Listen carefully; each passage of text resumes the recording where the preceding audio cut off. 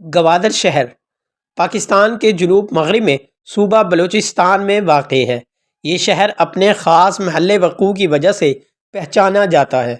گوادر دنیا کے سب سے بڑے بحری تجارتی راستے پر واقع اور دنیا کی جدید ترین بندرگاہ کے باعث عالمی سطح پر جانا جاتا ہے۔ 60 کلومیٹر طویل ساحلی پٹی والے شہر گوادر کو 21ویں صدی کی ضرورتوں سے آراستہ جدید بندرگاہ اور اس کی اہمیت روز بروز بڑھتی جا رہی ہے۔ آنے والے وقت میں گوادر نہ صرف پاکستان بلکہ چین، افغانستان اور وسط ایشیا کے ممالک کی بحری تجارت کا زیادہ دار و مدار بھی اسی بندرگاہ پر ہوگا۔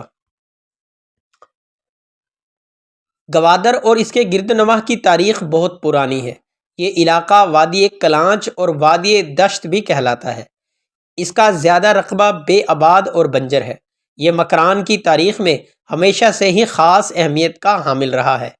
تاریخ کی ایک روایت کے مطابق حضرت داؤد علیہ السلام کے زمانے میں جب قحط پڑا تو وادی سینا سے بہت سے افراد کوچ کر کے وادی مکران کے علاقے میں آ گئے۔ مکران کا یہ علاقہ ہزاروں سال تک ایران کا حصہ رہا۔ یہ علاقہ ایرانی بادشاہ کیکاؤس اور افراسیاب کے دور میں بھی ایران کی عمل درآمدی میں تھا۔ 325 قبل مسیح میں سکندر اعظم جب بر صغیر سے واپس یونان جا رہا تھا تو اس نے یہ علاقہ اتفاقاً دریافت کیا۔ اس کی بحری فوج کے سپہ سالار نے اپنے جہاز اس کی بندرگاہ پر لنگر انداز کیے اور اپنی یادداشتوں میں اس علاقے کی اہم شہروں کو کلمات، گوادر، پشوکان اور چاپ بہار کے ناموں سے لکھا ہے۔ اہم سمندری راستے پر واقع ہونے کی وجہ سے سکندر اعظم نے اس علاقے کو فتح کر کے اپنے ایک جنرل کو یہاں کا حکمران بنا دیا، جو 303 قبل مسیح تک حکومت کرتا رہا۔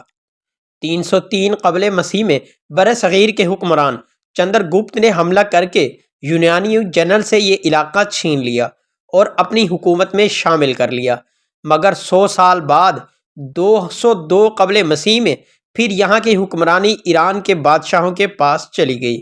711 عیسوی میں مسلمان جنرل محمد بن قاسم نے یہ علاقہ فتح کر لیا۔ ہندوستان کے مغل بادشاہوں کے زمانے میں یہ علاقہ مغلیہ سلطنت کا حصہ رہا، جبکہ 16ویں صدی میں پرتگیزیوں نے مکران کے متعدد علاقوں، جن میں یہ علاقہ بھی شامل تھا، پر قبضہ کر لیا۔ 1581 میں پرتگیزیوں نے اس علاقے کے 2 اہم تجارتی شہروں پسنی اور گوادر کو جلا دیا۔ یہ علاقہ متعدد مقامی حکمرانوں کے درمیان بھی تختہ مشق بنا رہا اور کبھی اس پر بلیدی حکمران رہے تو کبھی رندوں کو حکومت حاصل ہو گئی۔ حکمران بن تو گئے، کبھی کج کیوں نہ اس پر قبضہ کر لیا، مگر اہم حکمرانوں میں بلیدی اور کچکی قبیلے ہی رہے۔ بلیدی خاندان کو اس وقت بہت پذیرائی ملی جب انہوں نے ذکری فرقے کو اپنا لیا، اگرچہ گچ کے بھی ذکری فرقے سے ہی تعلق رکھتے تھے۔ 1783 میں مسقط کے بادشاہ کا اپنے بھائی سعد بن سلطان سے جھگڑا ہو گیا، جس پر سعد سلطان نے خان آف قلات میر نصیر خان کو خط لکھا، جس میں اس نے یہاں آنے کی خواہش ظاہر کی۔ چنانچہ خان نے نہ صرف سلطان کو فوری طور پر آ جانے کو کہا، بلکہ گوادر کا علاقہ اور وہاں کی آمدن بھی لامحدود وقت کے لیے سلطان کے نام کر دی، جس کے بعد سلطان نے گوادر میں آ کر رہائش اختیار کر لی۔